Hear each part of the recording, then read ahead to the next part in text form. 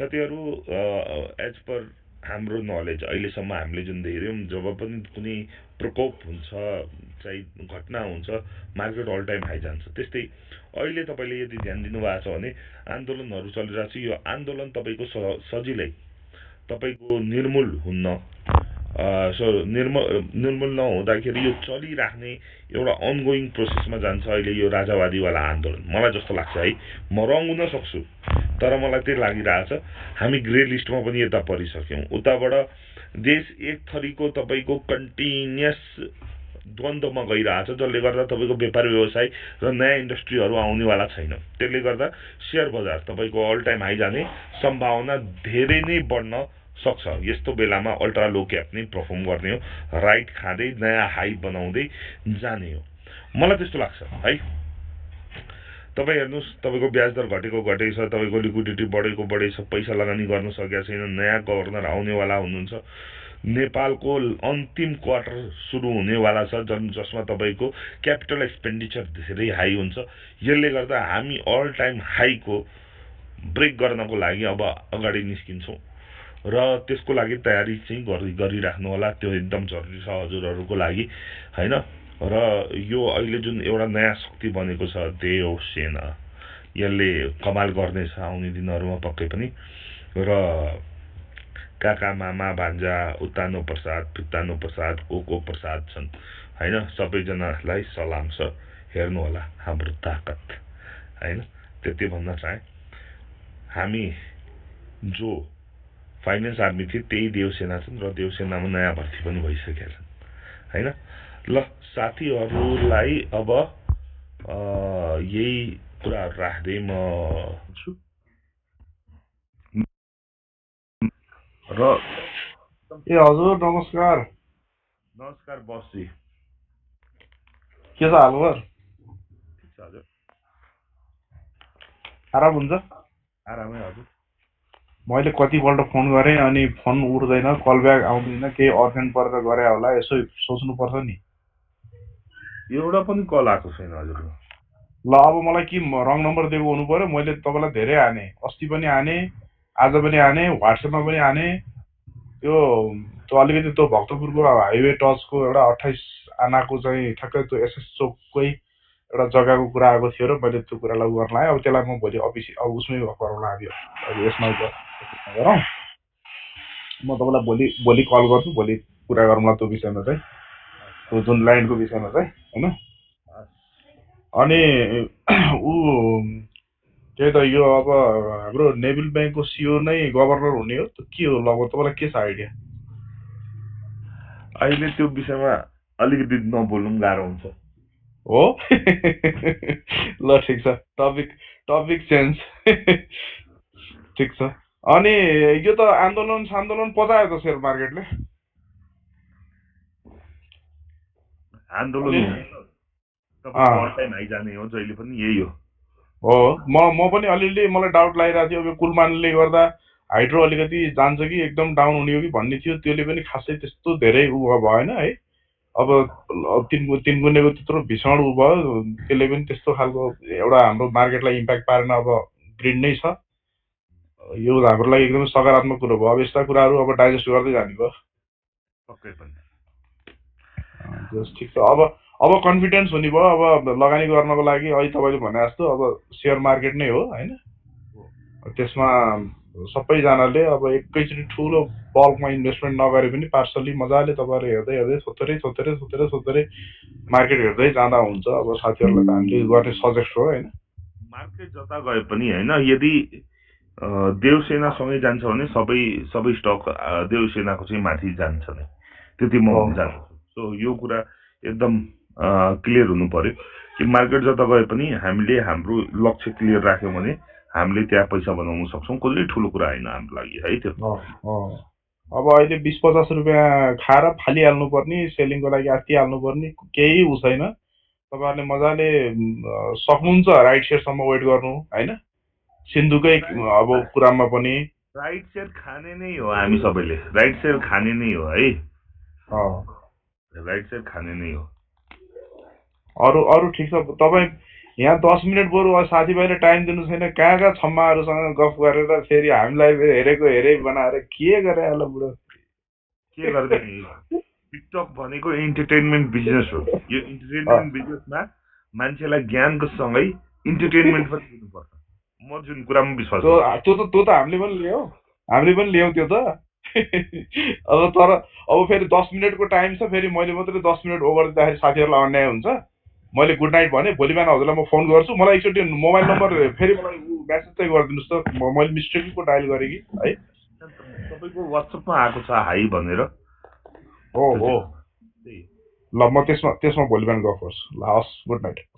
अरू साथीहरू बोल्दै जाउँ अब, छिटो छिटो है, लामो होइन साथीहरू।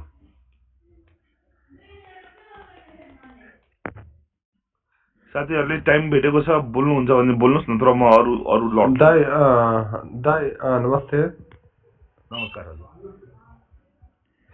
दाइ के सिन्धु भोलि पोजिटिभ सर्किट खान्छ दाइ? तपाईँ हाम्रै हातमा छ, देव सेनाको हातमा छ हैन? त्यही त छ, देवसेना धेरै लागि परेको छ, तर सर्किट नभएको धेरै दिन भइसक्यो सर, त्यसैले भनेको मैले। पक्कै पनि तपाईँले ध्यान दिनुभएको छ कि हिजो पनि 1150मै ट्रेडिङ भएको थियो, त्यो अन्तिम मौकामा केही सेयर कसैले फाल्यो होला, जसले गर्दा अलिकति तल आयो है। हुन्छ दाइ, हस् हस्, धन्यवाद। त्यसै थियो, 100 रुपियाँ बढ्न ठुलो कुरा होइन है। अब दाइ नमस्ते। नमस्कार हजुर। वेदी दाइसँग धेरै दिनदेखि बोल्ने कुरो थियो, अब बोल्नको लागि बल्ल बल्ल अनुकूल मिल्यो दाइ। बोल्नुहोस् नि हजुर। अस्ति पनि पशुपतिमा भेट भएको थियो दाइ, अब त्यो मलाई आएको बेला के कुरा गर्नु भनेर गरिएन। हजुर सर। त्योभन्दा अगाडि हजुरसँग हाम्रो त्यो सेयर युनिभर्सिटी भन्छौँ है हामी, त्यो ज्ञानेश्वरको के हो नाम थाहा छैन, त्यो हाम्रो अङ्कलको उसमा त्यो दाइसँग भेट भएको थियो, त्यहाँ पनि गफ भएन। आज चाहिँ दाइसँग गफ गर्न जोरेकै रहेछ भन्नु पर्यो। अरू त केही छैन दाइ, अब दाइको लाइभ म सधैँभरि रेगुलरली नै हेर्छु। अब कुरा चाहिँ आजै मैले गरे हो। अरू विशेष मेरो क्वेसन त केही पनि छैन दाइ। दाइको फलोवर्स हो, दाइले भने अनुसारले मैले गरिरहेको हुन्छु, कुनैमा फाइदा छ कुनैमा घाटा छ, यस्तै चलिरहन्छ होइन त दाइ? जय सियाराम। म एउटा कुरा थपिदिन्छु है साथीहरू, जसले सुनिरहेको हुन्छ वा हाम्रो देवसेनाको अनुसार काम भइरहेको हुन्छ, तिनीहरूले रेगुलर सुन्नुपर्छ है। रेगुलर नसुनेपछि मान्छेले पछि ओहो म त यो काममा थिएँ। हेर्नुहोस्, दिस इज सेयर मार्केट भनेको कुनै पार्ट टाइम जब होइन, इट्स अ फुल टाइम जब। यो कुरा याद राख्नु होला। एकदम दाइ, म अफिसमा पनि यही बसेर हेरेर हुन्छ क्या दाइ मार्केटको बारेमा है। अब मेरो नाम हेरेर हजुर थाहा हुनु होला, वैदिक एस्ट्रोलोजी एन्ड हिलिङ सेन्टर भनेपछि मेरो एस्ट्रोलोजीसँग रिलेटेड अफिस हो। एस्ट्रोलोजीको काम नहुँदाखेरि म एनी टाइम मार्केटमै हुन्छु, र मार्केट बिदा भएको दिन साह्रै गाह्रो हुन्छ दाइ समय बिताउन। Thank you. मलाई त आजभोलि बिदा खोजिरहेको हुन्छु, टाइम यति प्याक हुनु थाल्यो, बिदाको दिन अलिकति टाइम हुन्छ आफ्नो लागि पनि, त्यस्तो लाग्छ। मैले के भने साथीहरू, यो फुल टाइम जब हो, टाइम दिनु होला। कहिले पनि यो होइन ल ठिक छ मैले इन्भेस्ट गरिसकेँ, अब इन्भेस्ट गर्नु भएको छ भने कहिले बेच्ने, कहिले त्यहाँबाट निस्किने, त्यो बेचेर अर्को कुन स्क्रिप्ट आउँछ, त्यो कुरा रेगुलर सुन्नेले मात्र पाउँछ। त्यो कोही भन्छ म त अहिले हाम्रो बस नै आउनु भएको थियो, म सधैँ सुन्थेँ, ठ्याक्कै तपाईँले एनएफएस बेच्ने बेलामा म चाइना परेछु सुनिनँ, अनि मेरो त घाटा भयो हजुर होइन। सो यस्तो हुन्छ होइन। सो रेगुलर सुन्नुपर्छ है साथीहरू, यो याद राख्नु होला है। अरू साथीहरू दाइ नमस्कार। नमस्कार हजुर। दाइ यो एनएफएस को कुरा गरिहाल्नु, त्यही एनएफएस कै बारेमा सोध्न खोजिरहेको थिएँ मैले। भन्नुहोस् न हजुर। त्यही त 1400ले उठाएर राखिया थियो, 1200-1300 कि त म त अड्कै भइसक्यो। अब आउनुहोस् नि, सिफ्ट गरेर आउनुहोस्। अब के छ त त्यो, त्यति यसमै इन्ड गरिदिनु पर्ने हो कि मैले त्यो माथि चढ्छ कि के छ? हेर्नुहोस्, कुनै पनि सेयरमा जबसम्म खेलाडी हुन्न त्यो चढ्दैन, त्यति याद राख्नुहोस्, त्यति याद राख्नु। भनेपछि एनएफएस अब सकिएकै हो त्यसो भए? मैले एनएफएस सकिएको छ भनेर भन्न खोजेको होइन, तर जबसम्म खेलाडी आउँदैन तपाईँले केही गर्न सक्नुहुन्न, त्यति चाहिँ भन्न खोजेको। त्यही त, म त सर्लकै डुबेँ नि, झन् 1200-1300 कि त सट्ट उठाइदिएँ, तपाईँले कहाँ 4-5 हजार जान्छ भन्नुभएको थियो र यो जान्छ यो अहिले घट्या मात्र भन्ने सोचियो। कतिमा किन्नु भयो? मैले 1420 जस्तो परेको थियो। 1420 घट्दाखेरि किन्नु भएको थियो कि बढ्दाखेरि किन्नु भएको थियो? त्यो घट्दाखेरि हो। अनि घट्दाखेरि त 1500 यस्तो भयो कि मैले 1420 ले किने 1500 समथिङ गयो होइन। तर मेरो मार्केटमा आइपुग्दाखेरि फेरि 1300 मा झर्यो। 1300 बाट 1380 सम्म पुग्यो। त्यहाँबाट झरे नन स्टपै झर्यो त्यहाँबाट। यहाँ सुझाव होइन यस्तो हुन्छ कि साथी, म तपाईँलाई अब बुझाउँछु यसको कुरा है। तपाईँको 300 देखि सुरु गरिएको होइन, 500 मा मजाले सबैलाई भनियो किन्न। 500 बाट घट्दाखेरि जब सिचुएसन अलिकति आउट अफ कन्ट्रोल भयो जेएफएलहरूले गर्दा अनि तपाईँले त्यसको ठ्याक्कै अगाडि किन्नु भएको छ।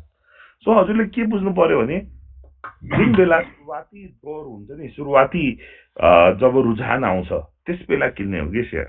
जसरी अहिले हामी सिन्धु किनिरहेछौँ, अरू पनि अल्ट्रा लो क्याप किन्दैछौँ, सुरुवातमा किन्ने हो। सो द्याट एकचोटि त पुग्छ नि कतै, कति के पुग्छ त्यो हामी यहाँ डिस्कसन गरेर एउटा निचोडमा आउँछौँ होइन।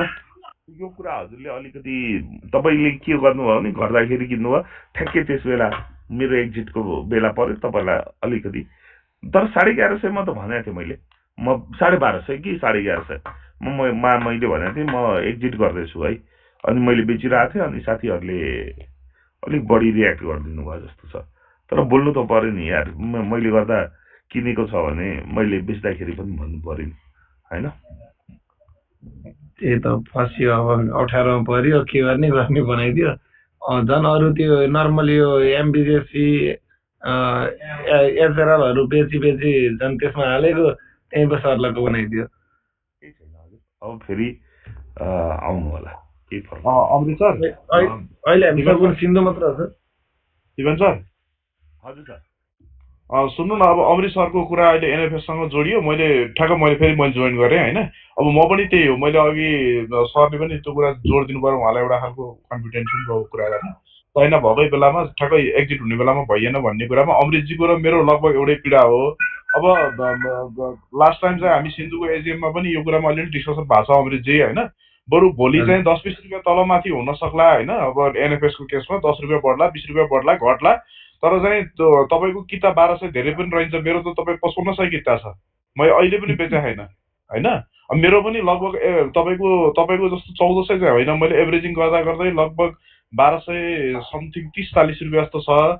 अब भोलि हामीले 10-20 रुपियाँको ऊ नगरौँ, त्यसको इम्प्याक्ट जस्तो जति लस छ त्यो लसलाई चाहिँ अहिले बरु अलिकति घट्दोमै हामीले चाहिँ यता डेभलपमेन्टतिर 2-3टामा त्यही फन्डलाई हामीले डाइभर्ट गऱ्यौँ भने अनि तपाईँको राइट सेयर खाएर त्यसपछि बेच्दाखेरि चाहिँ कम्तीमा अब प्रोफिट प्लसमै नगए पनि हाम्रो लसलाई मात्रै रिकभर गऱ्यो भने पनि त्यो पनि अहिलेको केसमा राम्रो हुन्छ अमृत सर। मैले हजुरलाई यो कुरा अलिक उगाएँ किनभने म पनि पीडित भएको भएर मैले तपाईँको कुरालाई पनि सम्बोधन गरेँ हो कि।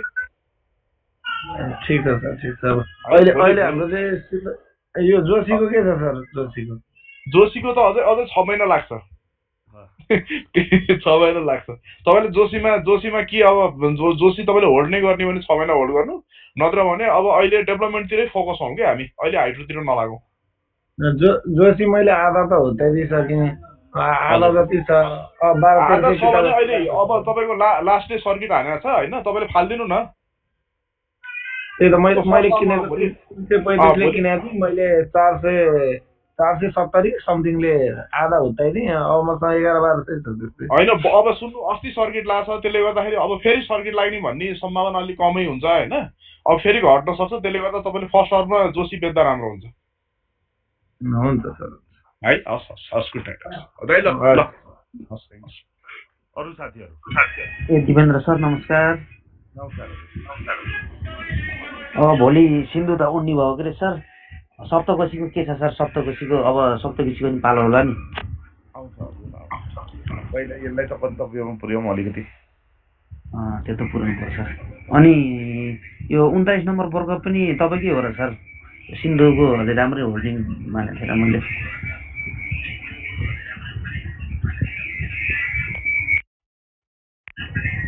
ए होइन ल हस् सर हस् ल